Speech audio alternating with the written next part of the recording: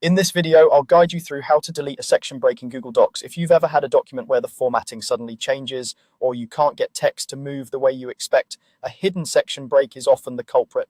Removing it is actually very simple once you know where to look and what to press. Let's start inside your Google Docs document. Go ahead and open the file where you think the section break might be causing problems.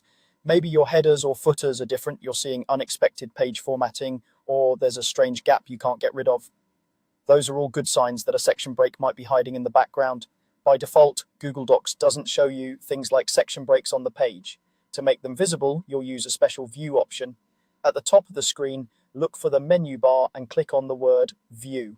This opens a drop-down with several choices that control how your document is displayed.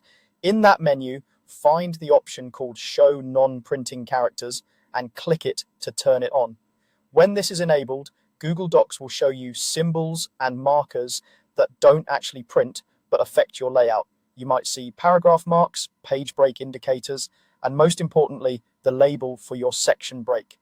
Give your document a moment, then scroll through it slowly and look for a line that clearly says section break along the margin or within the text area. Once you've spotted the section break, the next step is to position your cursor correctly.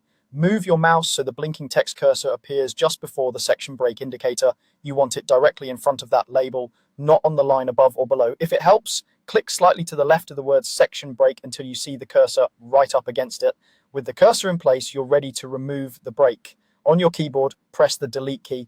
As soon as you do that, the section break label should disappear and the text that followed it will shift up to join the previous section. That's all it takes to delete it.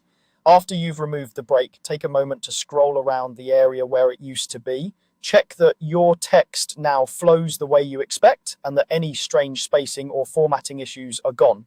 If you've been dealing with multiple layout problems, it's worth scanning the rest of the document while non-printing characters are still visible, just in case there are other section breaks hiding elsewhere.